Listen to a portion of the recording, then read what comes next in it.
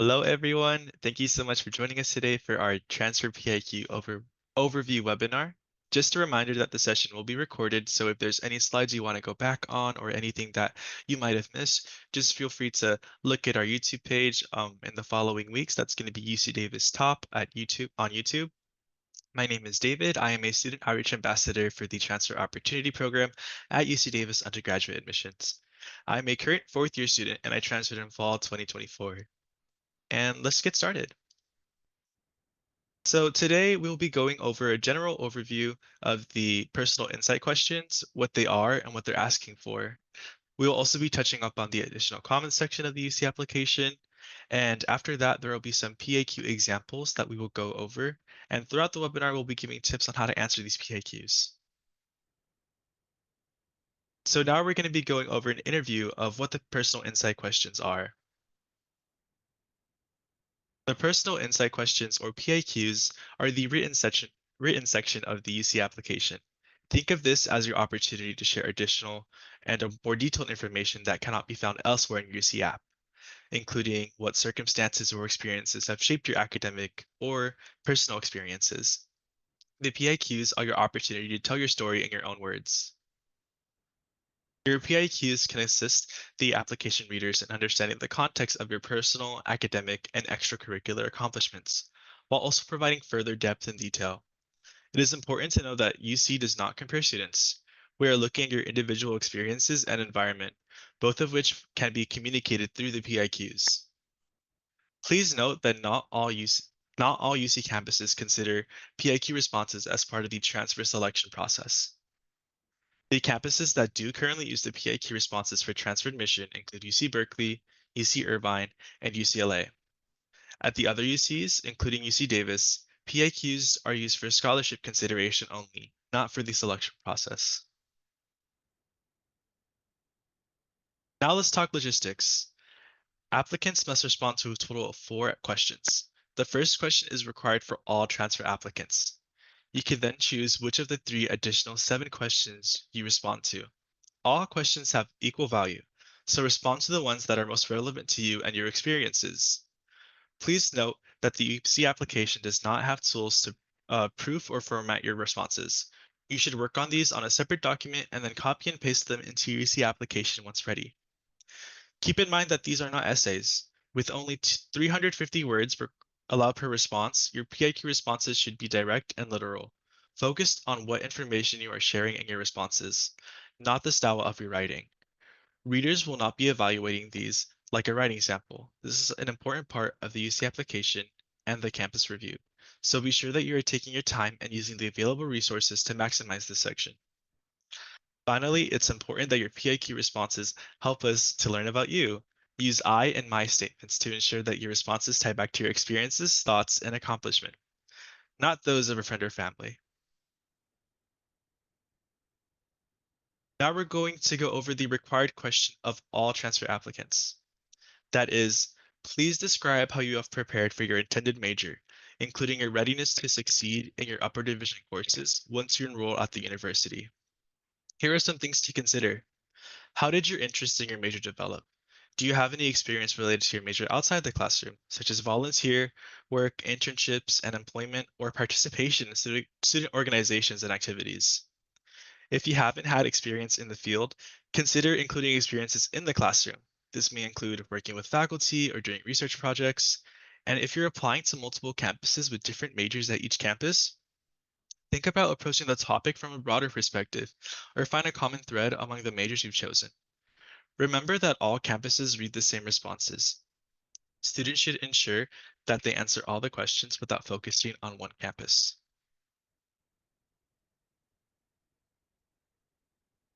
Now, here are questions one and two that you can choose from for your overall 3. Question 1 is going to be, describe an example of your leadership experience in which you have positively influenced others, helped resolve disputes, or contributed to group efforts over time. Here are some things to consider. A leadership role can be more than just a title. It can mean being a mentor to others, acting as the person in charge of a specific task, or taking a lead role in organizing an event or a project. Think about your accomplishments and what you have learned from the experience. What were your responsibilities? Did you lead a team? How did your experience change your perspective on leading others? Did you help to resolve an important dispute at your school, church, or community or organization? And your leadership role doesn't necessarily have to be limited to school activities. For example, do you help out or take care of your family?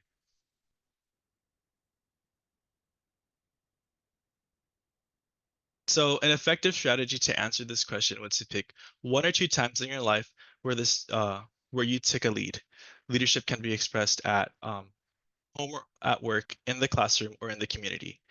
What came from that leadership, and how can you connect this to your chosen major or career interest? Question two would be, every person has a creative side, and it can be expressed in many ways: problem solving, original and innovative thinking, and artistically, to name a few. Describe how you express your creative side. Here are some things to consider. Explain your creative side. Do you have a creative skill that is important to you? What have you been able to do with that skill? If you have used creativity to solve a problem, what's your solution? What are the steps you took to solve the problem? How does your creativity influence your decisions inside or outside the classroom? Does your creativity relate to your major or a future career? An effective way to answer this question isn't just to apply it to those applying for an art degree. Creativity can be a unique idea or viewpoint that resulted in something positive, an innovation at work, or simply creating something new.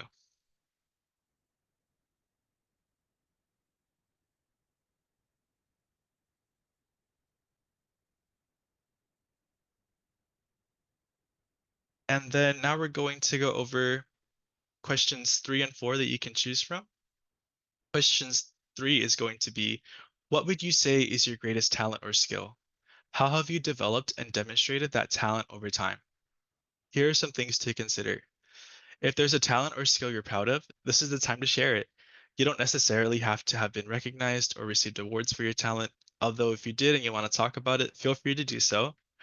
Why is this talent or skill meaningful to you? Does the talent come naturally, or have you worked to develop this skill or talent? Does your talent or skill allow you opportunities in or outside the classroom? And so, what are they and how do they fit into your schedule? An effective way to answer this question would be to describe a talent or skill within the context of your college experience versus talking about something that you did in high school. Question 4 is, describe how you have taken advantage of a significant educational opportunity or worked to overcome an educational barrier you have faced. One note I want to make is the wording in the question. Please select either a significant educational opportunity or an educational barrier you have faced. Please do not answer both. Here are some things to consider. An educational opportunity can be anything that has added value to your educational experience and better prepared you for college. For example, participation in an honors or academic enrichment program, or enrollment in an academy that's geared you towards an occupation or major, or taking advanced courses that interest you, just to name a few. If you choose to write about educational barriers you faced, how did you overcome or strive to overcome them? What personal characteristics or skills did you call on to overcome this challenge? And how did overcoming this barrier shape who you are today? An effective way to answer this question would be to stay within the parameters of the educational experience and choosing either the opportunity or the barrier. Focus on what Focus on providing enough detail and context to the response. Educational opportunities may include transfer preparation programs, like the Transfer Opportunity Program here at UC Davis, internships, research experiences, international experiences, or community service. Educational barriers should reflect anything that has impacted your to ability to access and succeed throughout your educational journey. Past responses have included but are not limited to commuting time, a traumatic event, medical challenges, family circumstances, full-time employment, and times when your well-being was compromised.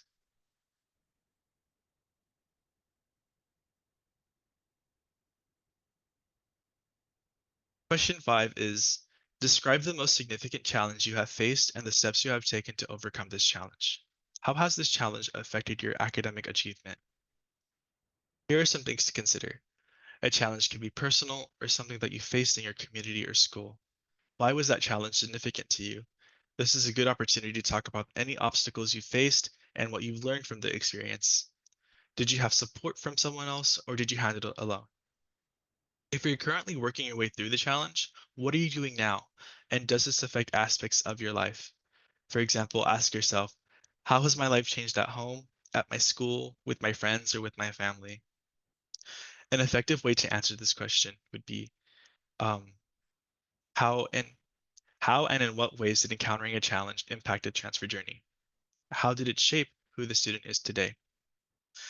The question is meant to encompass all of life's challenges in and out of the classroom. Past responses have included, but are not limited to, being successful in a particularly challenging course or opportunity, discussing how your culture or sexual orientation or gender impacted academic achievement, discussing the effect of incarceration or being system impacted, and circumstances surrounding gaps in education.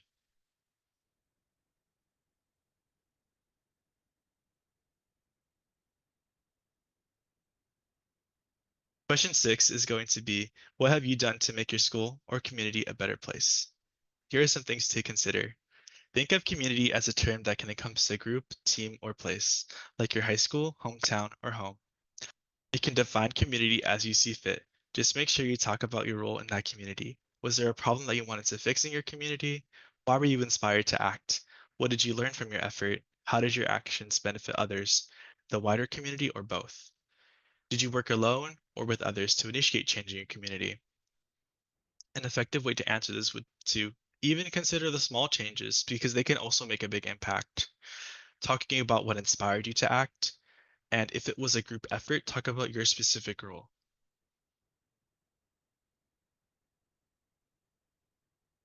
The last question that students can choose from is going to be question 7. Beyond what has already been shared in your application, what do you believe makes you a strong candidate for admission to the University of California?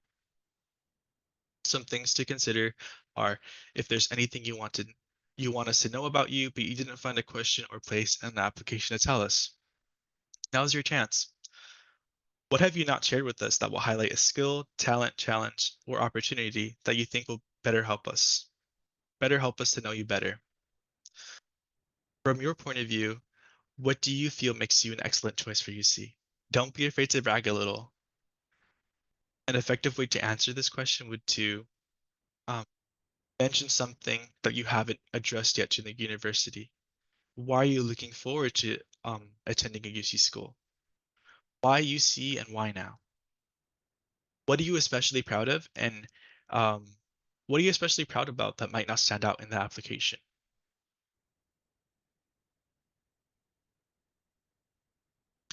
Now we'll be going over the additional comments section.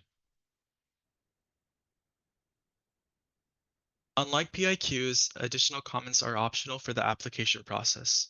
The additional comments serve as an opportunity to share important and additional details or context that cannot be found elsewhere within your application. There are two places within the UC application to enter additional comments. That's going to be after the academic history section and after the PIQs. Additional comments should be brief and do not need to be formatted in any particular way. There is a limit though. It's going to be 550 characters for the academic history portion and 550 words for the PIQ portion. While it's a great opportunity to provide details, it is important to understand what the PIQs are not. If you're not responding to an additional PIQ, it is not for responding to an additional PIQ or continuing a PIQ response. It is not for copying and pasting links to student portfolios, resumes, YouTube channels, etc. It is not a place for students to show their creativity by posting a short story or poem. Remember, additional comments are optional, so you're welcome to leave these fields blank if you don't have any additional information to share. Additional comments after the academic history section can be used to explain any unique contextual factors or circumstances that give the reader additional context about your school and academic accomplishments. Some common examples include clarifying unusual grading skills or how your school counts units or credits or units is very important, particularly if you have coursework outside the US. You can explain why you might have specific coursework for your intended major, if you did not enroll in college directly out of high school, or if you not have been consistently enrolled every term, excluding summers, since graduating from high school. If you have a break in attendance or gap in education, you can explain what you did during those breaks or those gaps. This provides context for the application reader. A dip in grades that can also be explained in the additional comments section, especially if you faced a hardship that you have not already discussed in other parts of that application. And these are just some examples of the additional comments students might choose to include. So I'm just going to go ahead and read these. Prior to the start of the 2024 fall semester at community college, I was involved in an accident that led to an extended hospital stay and lengthy recovery period. Despite this, I maintained part-time enrollment at community college over the next 3 semesters. I expect to return to being a full-time student by the spring semester. Another example could be, in order to take the courses I needed for my major, I needed to take courses at 2 different community colleges, one of which was over an hour away. Given that I am financially supporting my family, my ability to take certain courses was really limited based on the time of day they were offered. I would have liked to take more courses relevant to my major beyond what was required, but they were usually scheduled late in the day, which is when I am most often scheduled for work.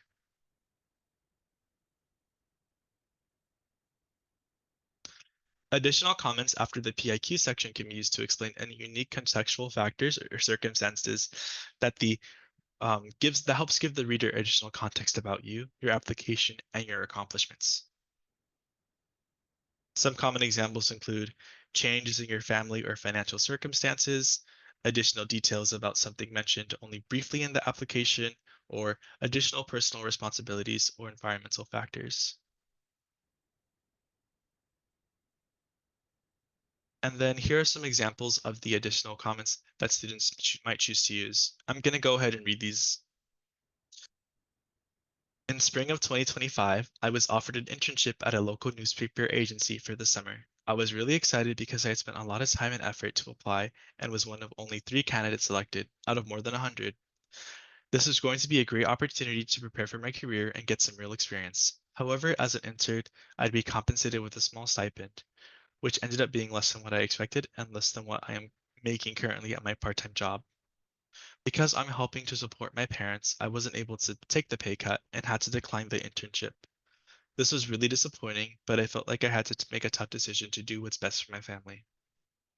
Another example is, I did not originally plan to transfer, but near the end of high school, I found out I was pregnant. This completely changed my education plans, but I decided that staying near my family and taking courses at community college would allow me to raise my son and be there for him. I'm proud that despite having the responsibility as a parent, I've maintained good grades and have been able to complete all the requirements I need to transfer to a UC. I'm proud of my hard work and know that my son will be proud of everything I've done to make his life better.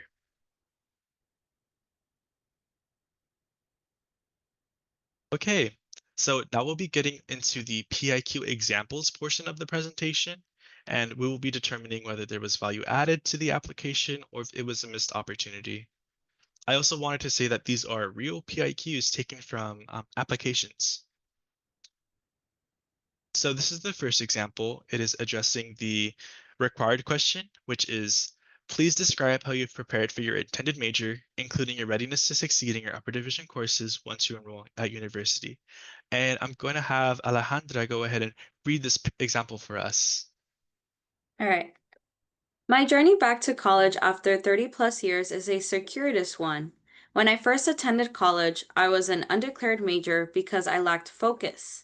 However, I've always been a reader and a writer, and ironically, I feel I've been preparing for my intended American literature and cultural major since leaving college in 1987.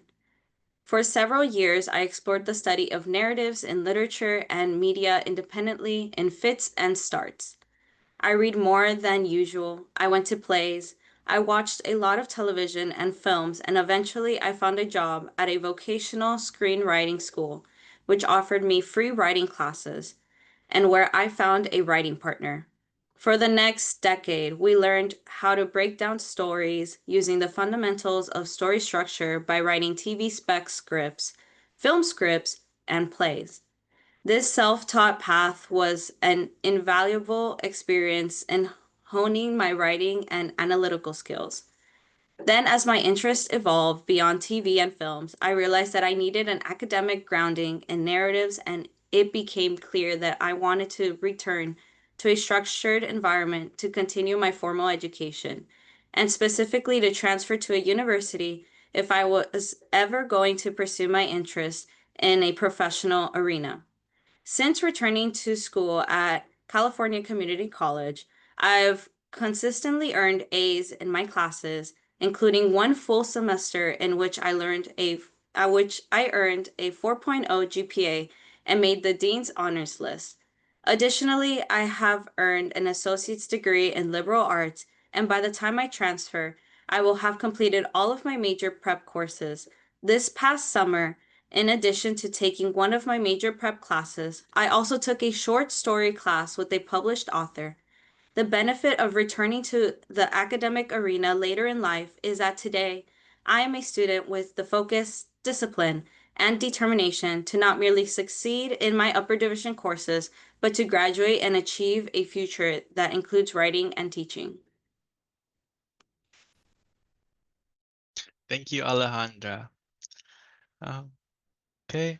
And we did determine that this was a value-added PIQ. They added value to their application. For context, they described their journey back to college and how they used the time to develop a passion for their intended major. For detail, they provided clear details about how they had prepared for their major, including their personal passion, obtaining a writing job prior to community college, academic success, major preparation, and additional relevant courses, like they talked about their short story class. And they also included their future aspirations. They communicated how this interest or passion has motivated them so far and how it was driven to their future goals of writing and teaching, and the decision to return to college. For our next example, it's going to be answering the required question again, which is please describe how you've prepared for your intended major, including your readiness to succeed in your upper division courses once you enroll at the university. And I'm going to go ahead and have Alexa read this for us. All right. As an intended political science major, you are always consciously or unconsciously preparing for your major. Every day, I hear political bombshells being dropped in casual conversations with glimpses of a war being caught while passing a television. With the socio-economic state of the world and country, the chance for learning has never been more profound. I am able to closely follow court cases that will have a lasting effect on our country with my cell phone. I can read on the delicate happenings of a war across the world on the screen at my gym. I can even join the national conversation about political movements or new laws like I'm texting my mother. There has never been a time quite like this, quite like there is now, to learn, observe, and engage in the political science of the world. As I read articles or watch broadcasts on the news of the day, I'm taken back by the fact that people are able to casually dismiss everything. There are situations happening right now that could never have been dreamt of 20 years ago, and I'm watching them in real time. Every one of us is living through history. I'm just choosing to make it my major as well as my life. I never realized the depth of the political world until I took AP Political Science class in high school. My amazing teacher taught us about the structure and operations that politics build upon and how the functionality of the processes guide these situations. My goal is to become a lawyer so I can personally become a key part of the legal processes around me. Thank you, Alexa. And unfortunately, this was determined to be a missed opportunity for the application of the student. So there is an overall lack of details. The student doesn't provide enough concrete detail in their response, and there are um, very vague connections to their career goal. They do mention that they want to be a lawyer at the end, but that's only one sentence in that whole response. There are also some questions that are unanswered. While they do share how the academic subject that interests them, the response could be enhanced by considering how they have applied this interest inside or outside the classroom? What have they done with this interest? And like beyond reading articles or watching the news? And what else beyond AP Political Science in high school has furthered their interest in this major? And what is it about political science specifically that interests them? Political science itself is a very broad term.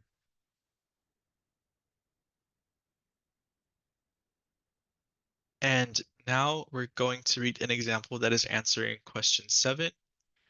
The prompt or the question is, beyond what has already been shared in your application, what do you believe makes you a strong candidate for the admission to the University of California? And I'm going to have Carolina go ahead and read that for us.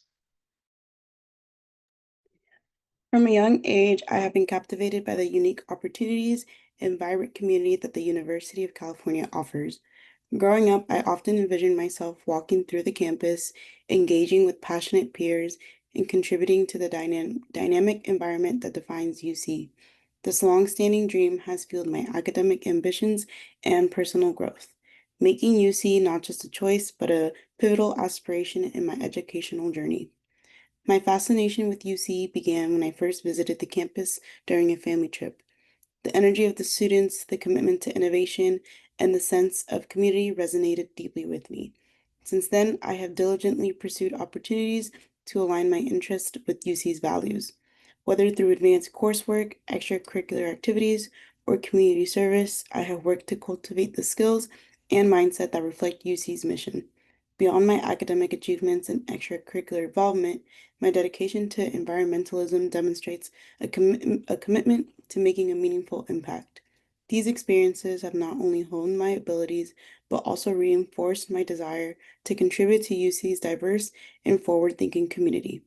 My longstanding admiration for UC is matched by my readiness to embrace its challenges and opportunities.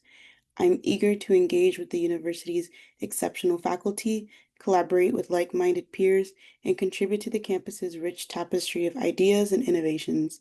I believe my passion, combined with my preparedness and alignment with UC's values, makes me a strong candidate for admission.